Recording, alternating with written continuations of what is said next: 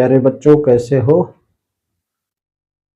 आशा है आप स्वस्थ होंगे, मस्त होंगे, व्यस्त होंगे। तो आइए हम चलते हैं, थोड़ा गणित पढ़ लेते हैं।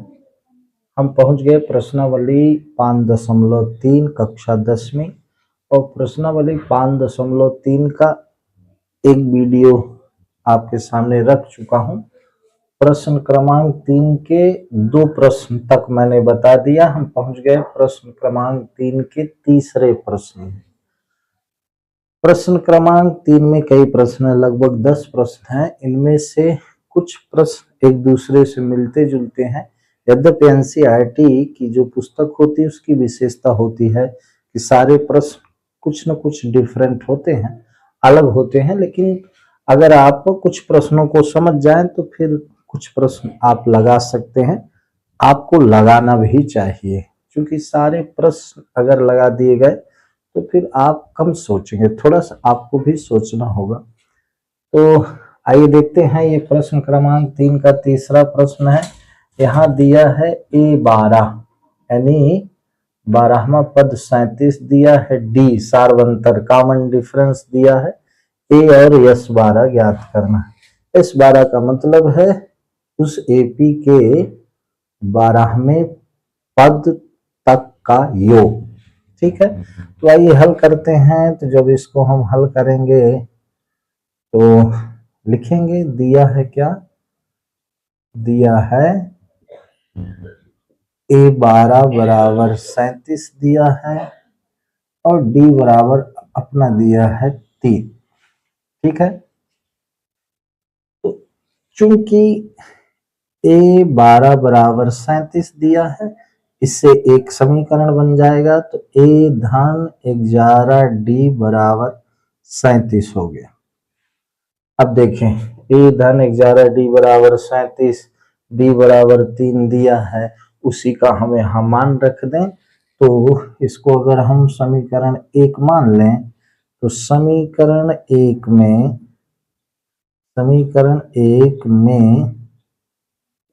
D का मान रखने पर, D का मान इसमें हम रख दें तो D का मान रखेंगे तो ये हो जाएगा A धन 11 D है तो D का मान 3 है, तो 11 गुणे 3 बराबर आपका आ गया कितना? 37। सरल प्रश्न है बिल्कुल। अब 2-4 प्रश्न आपको बताऊंगा, पूरा अभ्यास हो जाएगा कैसे प्रश्नों को हल करते हैं।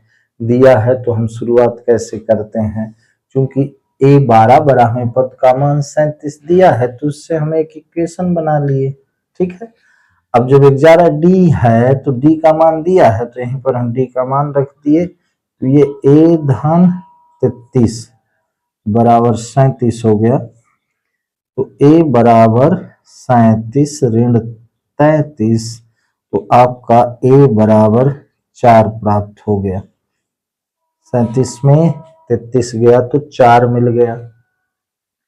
अब वो कहता है A और S12 ज्ञात करना, तो A का मान 4 आ गया, तो अब हम S12 ज्ञात कर सकते हैं, यानी 12वें पद का हम मान ज्ञात कर सकते हैं। ठीक है, अतः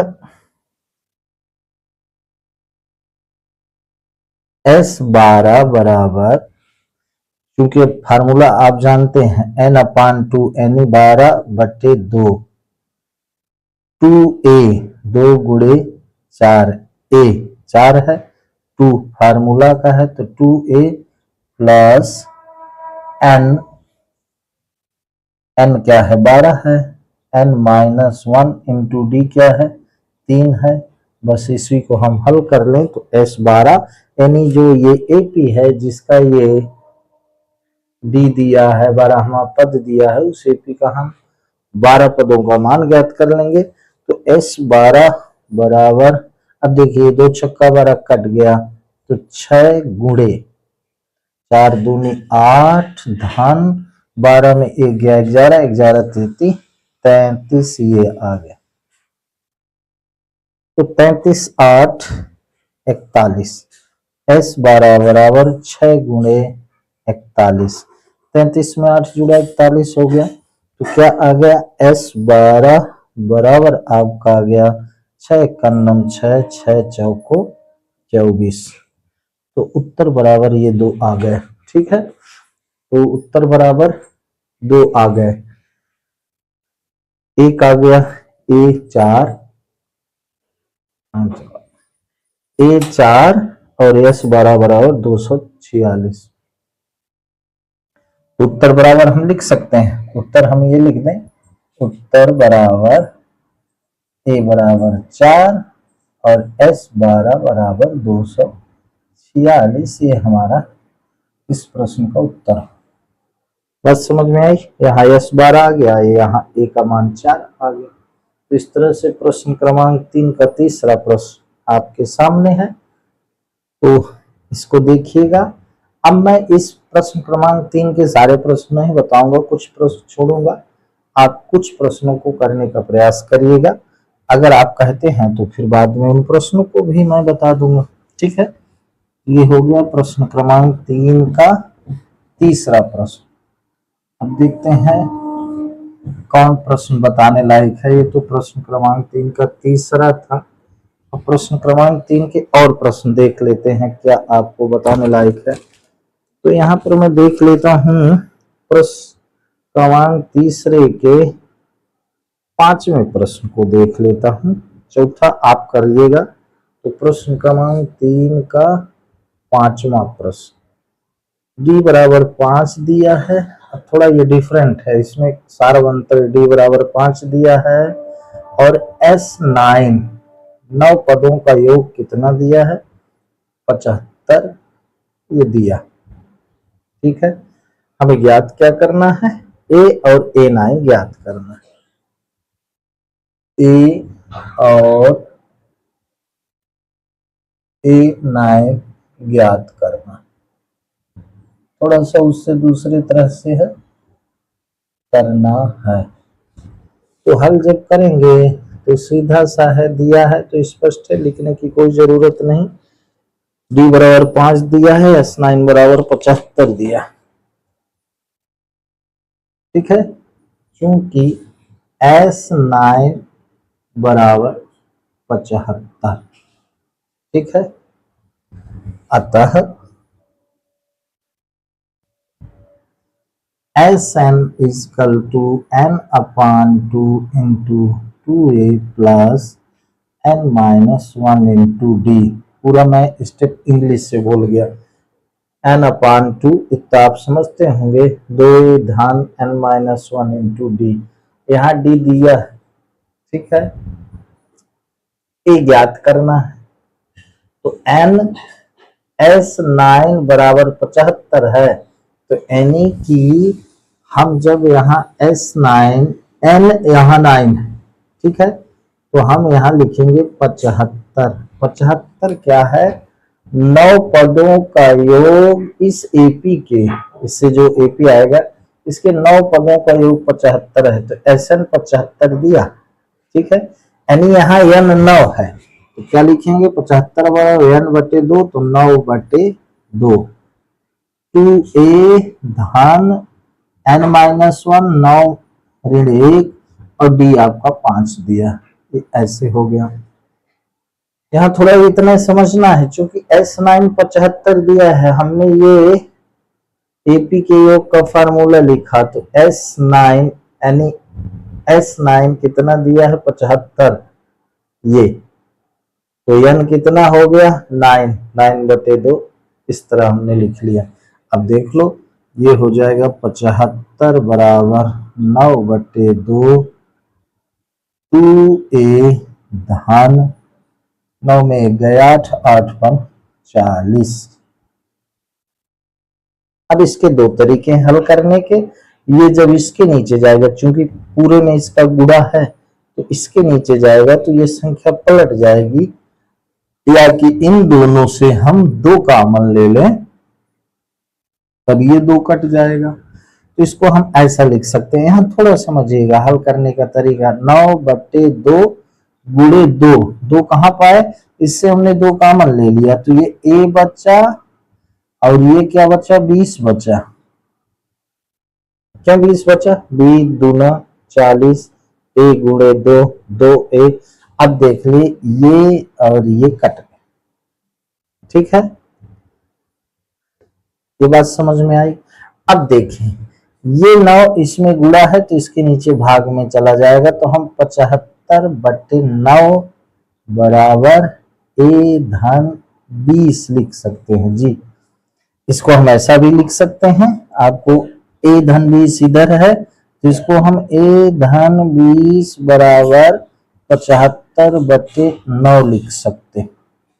इसको अगर हम छोटा कर दें तो ये 3 से कट जाएगा, 3 त्रिकाएं 9, 3 दूनी 6, 3 पचे 15, ये 25/3 आ गया, ठीक है। तो ए धन ये क्या हो गया, ए धन 20 बराबर 25/3, ठीक है। अब ये 20 उधर जाएगा तो इधर देख लें, ए बराबर हो जाएगा, ए बराबर 25/3 ऋण 20। ये 20 धन था, उधर पक्षांतर हो गया तो ऋण हो गया, तो आपका हो गया ए बराबर 25 ऋण 20 60 होता है बटे 3, तो 25 में 60 जाएगा, छोटी संख्या में बड़ी संख्या घटती है तो ऋण आता है, तो 10 में 5 गए 5, 5 में 2 गए 3, 35/3 ये ए का मान आ गया। ए का मान क्या आ गया, ऋण 35/3। अब A9 ज्ञात करना, ठीक है। तो A9 को हम लिख सकते हैं, A9 को हम लिख सकते हैं ए धन 8D लिख सकते हैं। हमें ए ज्ञात हो गया, डी ऑलरेडी यहाँ पर 5 दिया हो गया, दिया ही है, उसी की हम वैल्यू रख दे, मान रख दें। तो आप देखें A9 बराबर हो गया, ए कितना है, ऋण 35/3 धन 8, डी कितना है 5, ठीक है। तब ये A9 हो गया ऋण 35/3 धन 8 × 40, 8D 8 × 40, डी का मान 5, 40 हो गया। तो अब ये इसका इसमें गुणा हो जाएगा, ऐसा कर ले, चाहे 1/1 करके इसका हम एलसीएम लेंगे तो क्या आएगा, चाहे वैसा लगा ले, चाहे सीधे हम गुणा कर दें। तो A9 बराबर ऋण 35 धन 4 × 12 120। अब यहाँ भिन्न आनी चाहिए, बंधु 3, 120 में 35 चला गया, ठीक है, तो आएगा आपका 85, ठीक है। तो A9 बराबर हो गया 85/3, ये आपके 2 उत्तर ज्ञात हो गए, 5 × 5 = 10, 8 × 3 = 11, 12। तो उत्तर बराबर ए बराबर ये और A9 बराबर ये आपका ज्ञात हो गया। तो इस तरह से इसको ऐसे लगा लेते हैं, बिल्कुल ये भी सरल है। थोड़ा हमें ध्यान देना होता है कि प्रश्न में दिया क्या है, ज्ञात क्या करना है। तो डी बराबर 5 दिया है, इसको शुरू में लेके चलते हैं। अगर हम शुरू में इसको लेके चले, क्योंकि हम जानते हैं S9 बराबर 75 दिया है, तो SN का फार्मूला होता है, ये तरीका है करने का। और फिर गणित को हमको डरना नहीं चाहिए, हम किसी को लेके चले, देखते हैं क्या होता है। इसीलिए कुछ प्रश्न हम आपको छोड़ रहे हैं, उनको आप करिएगा। तो ये थोड़ा सा चूंकि इसमें भिन्न थी, इसलिए मैंने यहाँ पर बताने की कोशिश करी, इसको आप लगाइएगा, ठीक है बाबू।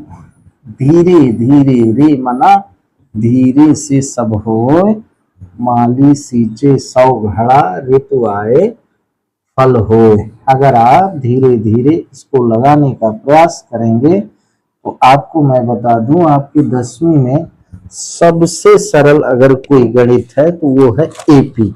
बड़ा मजा आता है इसको लगाने में, ठीक है।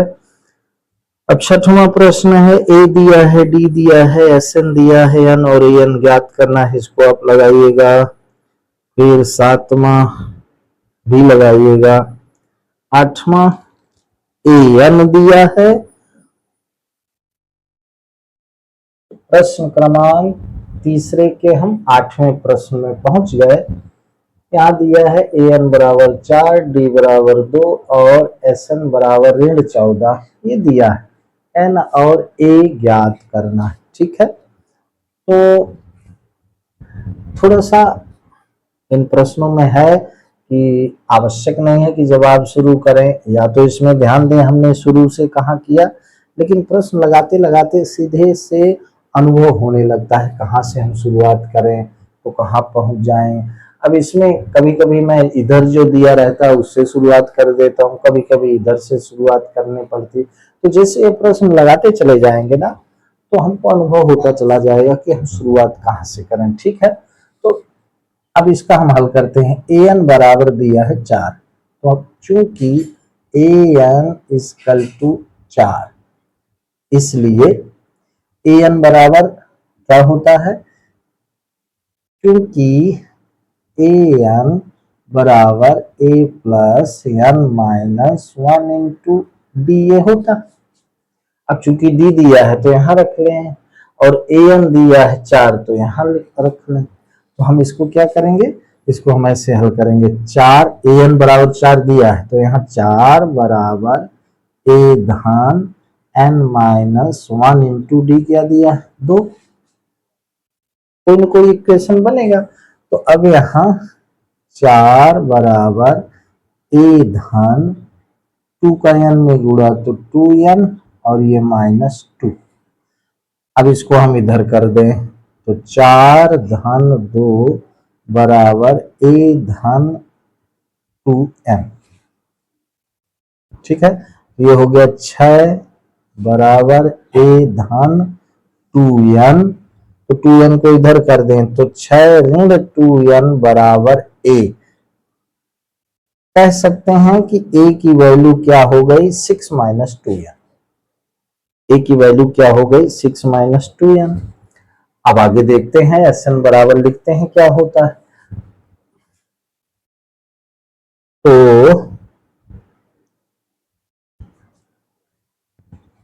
सही शब्द नहीं है, अतः क्योंकि sn बराबर आपका दिया है ऋण 14। अब यहाँ sn का फार्मूला लगा दें। ठीक है, तो sn इक्वल टू क्या होता है, sn इक्वल टू n बटे 2 गुणे 2a धन n माइनस 1 इंटू डी। अब इसमें जो हमारे पास है उसकी पहले वैल्यू रखे, देखिए क्या होता है। तो sn ऋण 14 दिया है, ऋण 14 बराबर n बटे 2a धन, अब ये d का मान हम रख देंगे n माइनस 1 इंटू डी क्या है 2 है। ठीक, अब मेरे भाई a का यहाँ ये मान रख दें तो इसमें n भर बचेगा, a का खेल खत्म हो जाएगा तो n आ जाएगा। अब ध्यान देखिए यहाँ n भी है a भी है, लेकिन a का मान हम n पदों के रूप में हमने ज्ञात कर लिया, तो a का मान यहीं रख देंगे तो इसको हल कर देंगे तो ये आ जाएगा। ठीक है, तो यहाँ हम क्या लिखेंगे, यहाँ लिखेंगे, अब देखो ये आप चाहे जैसे सॉल्व करो, ऋण 14 बराबर n बटे 2 गुणे 2a, a का मान क्या है यहाँ से 6 ऋण 2n धन 2 का n में गुणा तो 2n ऋण 2, ये ब्रैकेट क्लोज। ठीक है, अब ऋण 14 बराबर n बटे 2 गुणे, अब ये 2 छक्का 12 ऋण 2 दूनी 4 n धन 2n ऋण 2। अब इसको आगे सॉल्व कर लेंगे। ठीक है, ये 12 है, ये ऋण 2 है, ये ऋण 4n है, ये 2n है। इसको हम क्या करेंगे, आगे इसको ऐसे सॉल्व करेंगे। मैं थोड़ा सा फैला के लिखता हूं क्योंकि एक एक बात आपको समझ में आया है ना, स्टेप बाय स्टेप आपको समझ में आया। जब आपको समझ में आना हो तो परीक्षा में जैसे चीजों को इतना फैलाना नहीं, अगर आपके समझ में आता है तो आप स्टेप कम कर सकते हैं। मैं तो बिल्कुल सरलतम रूप से आपको समझाने का प्रयास कर रहा हूँ, ठीक है। तो क्या आया, ऋण 14 बराबर n/2 गुणे 12 में 2 चले गए तो आ गया 10। यहाँ 12 में ऋण 2 तो 10। अब देखो 2n में 4n गया तो ऋण 2n आया, ऋण 2n ऐसे, ठीक है। अब बंधु क्या करेंगे, इन दोनों से अगर हम n 2 कॉमन ले लें तो ये कट भी जाएगा। ऋण 14 बराबर n/2 गुणे 2, 2 हमने कॉमन ले लिया तो ये 5 ऋण n बचा भाई, ये 2 2 कट गया, दोनों से 2 बाहर, 2 पंचे 10 और 2 में ऋण n का तो ऋण 2n। अब यहाँ n बचा तो ये हो गया ऋण 14 बराबर 5n, अब इस n का इसमें गुणा तो 5n ऋण n स्क्वायर। अब देखिए ये एक प्रकार से क्वाड्रेटिक इक्वेशन बन रहा है, ठीक है। इसको इधर पक्षांतर कर दें तो n square minus 5n minus 14 बराबर 0। ये एक द्विघात समीकरण बन गया। तो द्विघात समीकरण बन गया तो इसको हम बीच के टर्म को स्प्लिट करके n का मान ज्ञात कर लें, तो हम लिखेंगे n स्क्वायर ऋण 7n धन 2n ऋण 14 बराबर 0। अब देखें 2n में 7n जाएगा तो ऋण 5n आएगा, जो मध्य पद को हम 2 पदों में विभाजित करके फैक्टर ज्ञात करते हैं गुणनखंड द्विघात समीकरण का, तो वो चीज है ये। अब देखें ये जो जोड़े हैं तो इसमें से n बाहर आ गया तो n-7 धन 2 बाहर आ गया n-7 बराबर 0। तो क्या हुआ इसका, n-7 गुणे n धन 2 बराबर 0। n-7 दोनों में काम था बाहर निकालिए, यहाँ n बचा धन 2 बचा। अब इसको हम n ऋण 7 बराबर 0 व n धन 2 बराबर 0 ऐसा लिखते हैं। n ऋण 7 बराबर 0 तो यहाँ n बराबर 7 आ गया, या n बराबर ऋण 2 आ गया, 2 उधर जाएगा तो ऋणात्मक होगा। अब चूंकि n ज्ञात करना है, पदों की संख्या ज्ञात करना है, तो किसी चीज की संख्या ऋण 2 नहीं होगी, ठीक है। इतने आम है, 5 आम है तो ऋण 5 आम हम नहीं कह सकते ना, ये पॉजिटिव ही संख्या धनात्मक संख्या ले जाएगी। तो यहाँ n बराबर 7 आ गया, आपका हमने धनात्मक मान लिया, n बराबर 7 आ गया। अब यहाँ n ज्ञात करना है, a ज्ञात करना है। अब देखें यहाँ 6 ऋण 2n बराबर a, चाहे a बराबर 6 ऋण 2n करें, चूंकि a बराबर 6 ऋण 2n तो a बराबर 6 ऋण 2 गुणे 7, तो a बराबर 6 ऋण 14, तो a बराबर ऋण 8। 14 में 6 गए, 6 में 14 गए ऋण 8, घटेगा 14 में 6 ही, लेकिन चूंकि ऋणात्मक संख्या बड़ी है धनात्मक छोटी, तो उत्तर अपना क्या है, a बराबर ऋण 8 n बराबर 7। ये प्रश्न थोड़ा सा हटके है, अगर आप ध्यान नहीं देंगे तो इसको भूल जाएंगे, ये इतना बड़ा नहीं है। बीच में ये आपका आ गया द्विघात समीकरण, तो उससे हमने हल किया, इसीलिए पिछली चीजों को कंप्लीट लेके चलना चाहिए। जैसे जब मैं आपको वर्ग समीकरण पढ़ा रहा था, द्विघात समीकरण पढ़ा रहा था, या कि 2 चर वाले रैखिक समीकरण पढ़ा रहा था, तो मैंने कहा था कि इन समीकरणों का तमाम काम आएगा, इसलिए इसको प्लीज ध्यान से देखिएगा। इसलिए अब देखिए यहाँ वर्ग समीकरण आ गया, ठीक है। तो इस तरह से इस प्रश्न को जरूर आप देखेंगे, इंपॉर्टेंट है, थोड़ा सा अलग प्रकार का है, तो प्लीज देखिएगा। नहीं समझ में आएगा तो बताइएगा, ये भी समझ में आए। आगे बढ़ें, आगे बढ़ते हैं। प्रश्न क्रमांक ये आपका हो गया 3 का 8वां। कुछ हम बीच में प्रश्न छोड़े हैं, वो इसलिए कि आप उसका अभ्यास करें। पूर्णतः हमें चाहिए उस तरह में फिर आप सोचना बंद कर दें। इसलिए ये नहीं कि एक तरफ से आप समझते चले जाएं तो फिर आप सोचेंगे कब, तो आपको भी सोचना है भाई। ये सारी सुविधाएं हैं मात्र आपके विकास के लिए। अगर आप एक एक सवाल बस देख के उतारेंगे, आपका विकास अवरुद्ध होगा, सीधी सी बात है। तो अब हम पहुंच गए कहाँ, 9वां 10वां, इनको आप करिएगा प्लीज। अब मैं आपको बताऊंगा प्रश्न क्रमांक 4। हम पहुंच गए प्रश्न क्रमांक 4 में। 636 योग प्राप्त करने के लिए एपी, अब देखो दिया है, यहां हम सीधे हल कर रहे हैं। बोला प्रश्न क्रमांक 4 5.3 का प्रश्न क्रमांक 4 दिया है क्या, एपी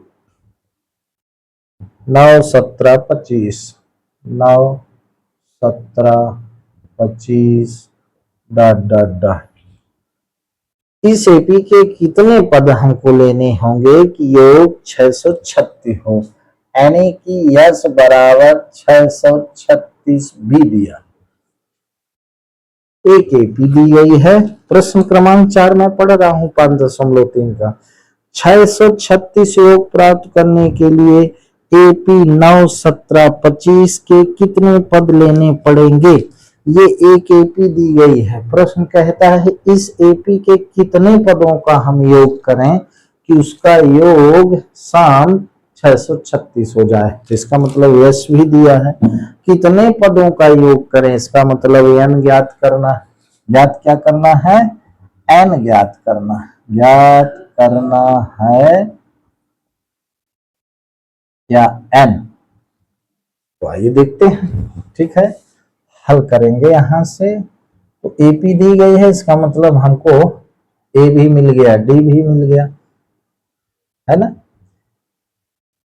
ए बराबर 9 और डी बराबर आपको क्या मिल गया, 17 में 9 गए, चाहे यहां लिख के घटा लें तो इसके बराबर 17 में 9 गए तो क्या 9 8 17, यानी डी आपकी क्या है 8। ये तो समझ गया हूं, अगले पद में से पहले पद को घटाते हैं तो डी प्राप्त हो, चाहे 25 में 17 घटाएं तब भी 8 आएगा, चाहे 17 में 9 घटाएं तब भी 8 आएगा। डी सार्वंतर, कॉमन डिफरेंस। ए हमें ज्ञात है, डी हमें ज्ञात है, यानी कि इसी एपी से मिल गया।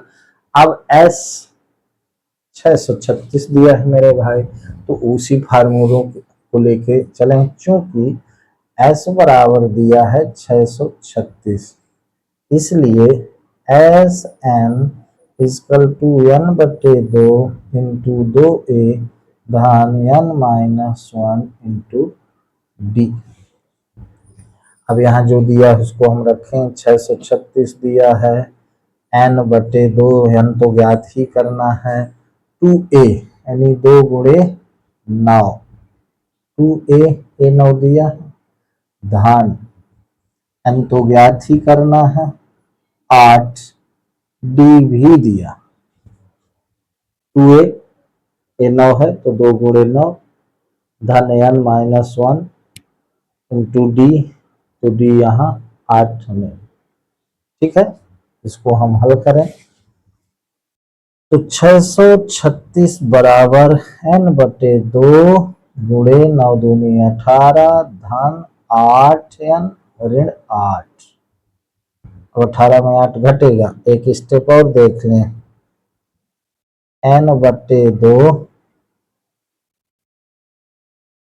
गुणे 18 में 8 गया तो 10 धन 8n, ठीक है। अब इस 2 को हटाने के लिए इन दोनों से 2 हम कॉमन ले लें तो 636 बराबर n बटे 2 गुणे 2 इंटू 5 धन 4n। ये समझ आ रहा है ना, 2 पंचे 10, 2 चौको 8, ठीक है। तो ये कट गया, ये तो ये क्या हुआ, ये हुआ 636 बराबर n का 5 में गुणा तो 5n धन 4n स्क्वायर। कुल मिला के इसको हम इधर ट्रांसपोज कर दें तो ये एक पुनः वर्ग समीकरण बन गया। ये बना क्या, 4n स्क्वायर धन 5n ऋण 636 बराबर 0। अब ये परेशान नहीं होइएगा, ये 636 उधर जाएगा तो ऋण में हो जाएगा, ये दोनों धन में ही रहेंगे, ठीक है। वही मैंने लिख दिया, 5n ये धनात्मक है, 4n भी धनात्मक है, माने 636 को उधर करके फिर पूरा पक्ष को हमने पलट दिया, 0 को उधर कर दिया, इन सबको इधर कर दिया, ठीक है। ये आपका एक इक्वेशन बन गया, ठीक। अब यहां देखें थोड़ा सा ये बड़ा होगा, 4n स्क्वायर क्या है, 4n square plus 5n minus 636 equal to 0 एक समीकरण हो गया। अब इस मिडिल टर्म को स्प्लिट हम इस प्रकार से करें कि जोड़े घटाए तो 5n आए, गुणा करें तो इसके गुणनफल के बराबर आए। तो इसको किन टर्मों में किस पदों में हम विभक्त करें ये जानने के लिए 636 और 4 का हम गुणा कर लें तो 4 6 24, 4 3 12 2 14, 4 6 24 से 25। अब इसका हम फैक्टर निकाल लें, गुणनखंड निकाल लें तो हमको ये स्प्लिट करने के लिए पद मिल जाएंगे। अभी आपके समझ में आ जाएगा, 2 1 कम 2, 2 दूनी 4, 2 सत्ते 14, 2 दूनी 4, 2 छक्का 12, 2 तिहाई 6, 2 छक्का 12, फिर 2 से 2 तिहाई 6, 2 कम 2 अट्ठे 16, 2 1 कम 2, 2 कम 6 10, 2 9 18, 9 5 14 15, 3 5 15, 3 त्रिकाई 9। अब ये अभाज्य संख्या आ गई। अब देखिए 2 दूनी 4 दूनी 8 दूनी 16 त्या 48, 48 में हम 5 जोड़ेंगे तो 53 आएगा, यानी कि हम 53n माइनस 48n यहाँ लिख सकते हैं। ये बात समझ में आई। इसी गुणनखंड से हम पता लगता है कि इसको हम किन, अगर बड़ी संख्या है किन दो पदों में उसको हम विभक्त करें।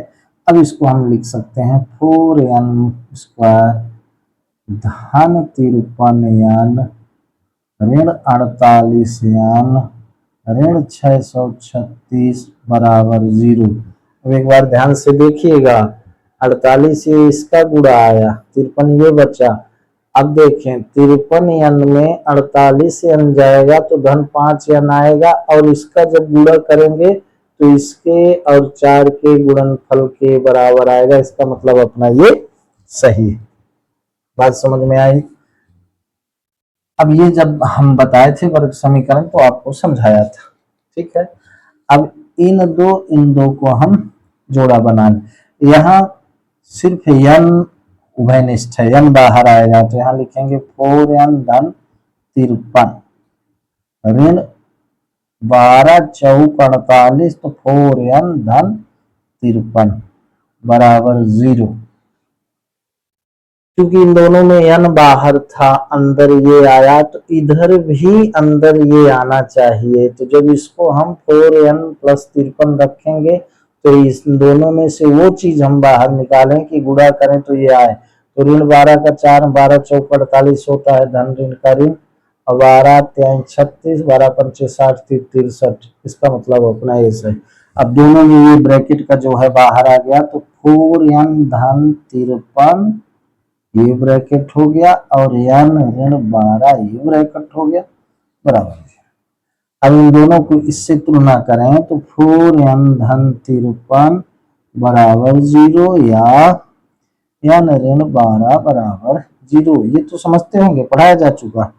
तो 4n बराबर ऋण 53 या n बराबर 12, इसी मान को लेंगे भाई, क्योंकि ये n बराबर ऋण 53/4 होगा, जो कि n मान में नहीं है। एपी में पदों की संख्या है भाई, ऋणात्मक हम नहीं लेंगे। तो यहाँ n बराबर 12 आ चुका। बंधु ज्ञात करना है n, तो उत्तर बराबर सीधे लिख दें, उत्तर बराबर n बराबर 12, ये आपका प्राप्त हो गया। थोड़ा सा ये भी सवाल दूसरे प्रकार का है, इसलिए इसको मैंने बताया प्रश्न क्रमांक 4 थोड़ा सा अलग प्रकार से है। ठीक है, तो इन प्रश्नों को हमको ध्यान देना पड़ेगा, तब ये प्रश्न आपको समझ में आएंगे। एक दो बार इन प्रश्नों को हमें रिवाइज ही करना पड़ेगा बंधु। अब देखिए प्रश्न क्रमांक 5। अब मैं क्या करूं यार, इसको वीडियो रोक कर लिखिएगा। मुझे लगता है कि ये सब प्रश्न बताने लायक हैं, जहां नहीं बताने लायक है सरल है, इसको मैं छोड़ रहा हूं, इसको आप देखेंगे। ठीक है, प्रश्न क्रमांक 4 हल कर दिया। अब प्रश्न क्रमांक 5 भी थोड़ा सा अलग है इससे, उसको भी देख लें, फिर आज का वीडियो समाप्त करते हैं, है ना। आप फिर ऊब जाएंगे यार, एक दिन में कितना पढ़ा देंगे, ठीक है ना। लेकिन देखिएगा बंधु, नहीं तो फिर अगर कंटिन्यूटी गड़बड़ हुई, स्टडी में कंटिन्यूटी। प्रश्न क्रमांक 5, किसी एपी का प्रथम पद 5। प्रश्न क्रमांक 5 में दिया है, क्या दिया है बंधु, ए बराबर 5, प्रथम पद ए। ठीक है, प्रथम पद क्या, ए बराबर 5, अंतिम पद ए एन कहें चाहे यल कहें, अंतिम लास्ट टर्म 45। ठीक है, इसको ए एन भी कहते हैं। योग यानी एस एन बराबर 400 दिया। किसी एपी का प्रथम पद 5, अंतिम पद 45 और योग 400 है। पदों की संख्या और सारवंतर ज्ञात कीजिए। ज्ञात करना है क्या, ज्ञात करना है इस प्रश्न में एन और डी, सारवंतर और पदों की संख्या, ये दिया। हल ये दिया है, ये दिया है एस एन 400 दिया। हल करेंगे तो लिखेंगे चूंकि एस एन बराबर 400, अब हमको एक फार्मूला मिलेगा बंधु, S N equal to N upon 2 into 2a plus N minus 1 into D. ऐसा भी लिख सकते हैं। इससे ज्यादा सरल ये है कि हमें लगता है कि हम L A plus L, D का काम है नहीं है, इसको ज्यादा ठीक होगा। एस एन इजकल टू, जब डी ना हो तो S N equal to N upon 2 into A plus L भी फार्मूला होता है ना। जब डी ना दिया हो, अंतिम पद दिया हो, प्रथम पद दिया हो, तब इसको हम यूज कर सकते हैं। अब देखिए एस एन बराबर 400 यहाँ दिया, 400 बराबर एन अपान 2 इंटू ए दिया है 5 और यल दिया है 45। ये देखिए कितना शॉर्टकट में आ गया। ठीक है, तो 400 बराबर एन बटे 2 गुड़े 45, 5 50, हम 2 25 हम कट गया, तो 25 का एन में गुड़ा, कुल मिला के 25 एन बराबर 400। तो एन बराबर आपका हो गया 400 बटे 25, 25 चौको 100, 25 अट्ठे 200, 8 दूनी 16, एन बराबर 16 आ गया। आप काट के देख लीजिएगा, 400 को 25 से काटेंगे, 25 से कम 25 आ जाएगा 15, 25 15 40, तो 150, 25 छक्का 150, एन बराबर 16, एन आ गया 16, एन क्या आ गया 16 आ गया। और क्या ज्ञात करना है बंधु, डी ज्ञात करना। ठीक, तो यहां चूंकि एल बराबर 45 है, चाहे ऐसा करें चाहे एन 16 दिया है, ठीक, एन एल बराबर 45 है, इसको हम ए एन भी कह सकते हैं। तो ए एन क्या है, एन आ गया 16, तो इसको हम ए 16 भी कह सकते हैं। एनी यूज ए 16, एनी यल, एनी अंतिम पद 45, यन आ गया ना 16, तो अंतिम पद एल 45 है, चाहे ए एन 45 का है, एनी 16वां पद 45 है, तो A16 बराबर 45, तो A16 को A धन 15D बराबर 45 ऐसा लिख सकते हैं। तो D का मान क्या अभी आ जाएगा, A का मान 5 दिया है, 5 धन 15D बराबर 45, तो 15D बराबर 45 ऋण 5, 15D बराबर 40, तो D बराबर 40/15, 5 तिहाई 15, 5 अट्ठे 40, तो D बराबर 8/3 और n बराबर 16।